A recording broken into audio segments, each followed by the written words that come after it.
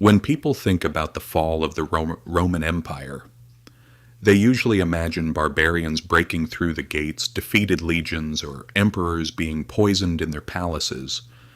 But empires rarely collapse overnight, and they don't fall because of one single event. More often, they slowly weaken from the inside.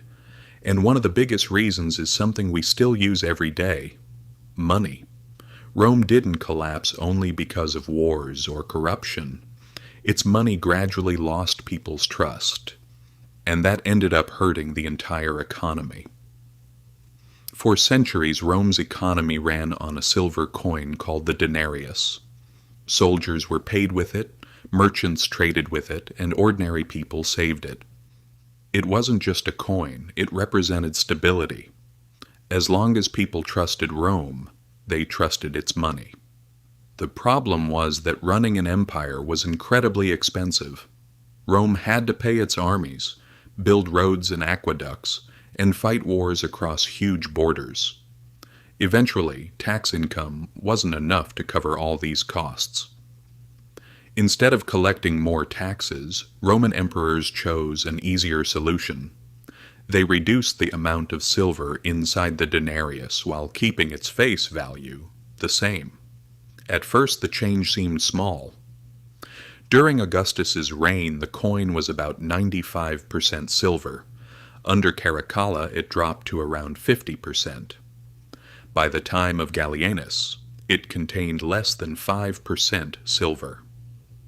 What had once been a valuable silver coin became little more than a bronze coin with a thin silver coating. People noticed. And once people realized the money wasn't worth what it used to be, prices began rising. Food became more expensive. Soldiers demanded higher pay just to keep up with living costs. Merchants started refusing the new coins and preferred gold or even simple bartering instead. The less people trusted the currency, the less useful it became. Rome's answer: print even more money. The government hoped that creating more coins would solve the problem, but it only made things worse. It became a vicious cycle. More money meant less value, and less value led to even higher prices. This reached its peak during the 3rd century crisis. Between AD 235 and 284, Rome struggled with invasions, civil wars, plagues, and economic collapse. Emperors came and went so quickly that some ruled for only a few months. Behind all that political chaos was an economy that was falling apart. Taxes were collected in money that kept losing value. Farmers abandoned their land to escape taxes.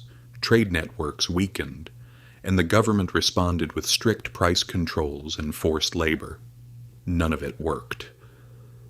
In AD 301, Emperor Diocletian introduced the edict on maximum prices, setting legal price limits for thousands of products and threatening violators with death. But you can't solve a trust problem with a law.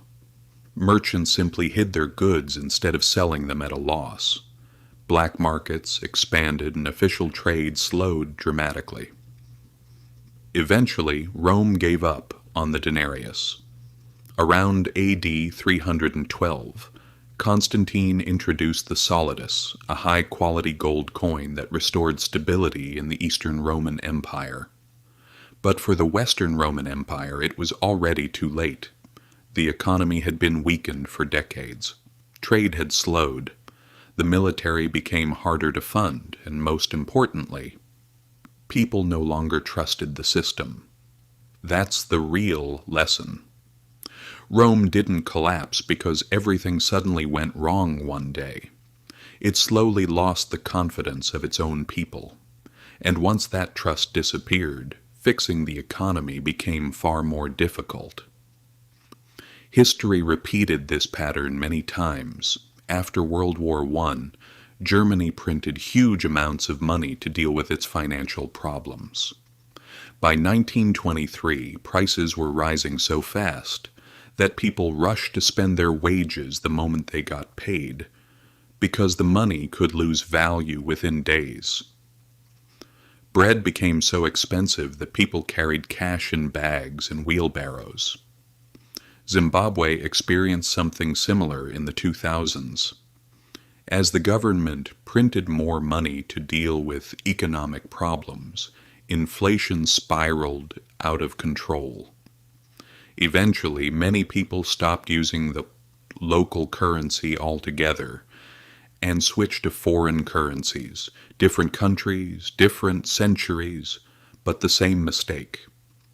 When governments try to solve economic problems simply by creating more money, without increasing real production, they often damage the one thing every currency depends on: trust. And once that trust is gone, rebuilding it is far harder than printing another banknote.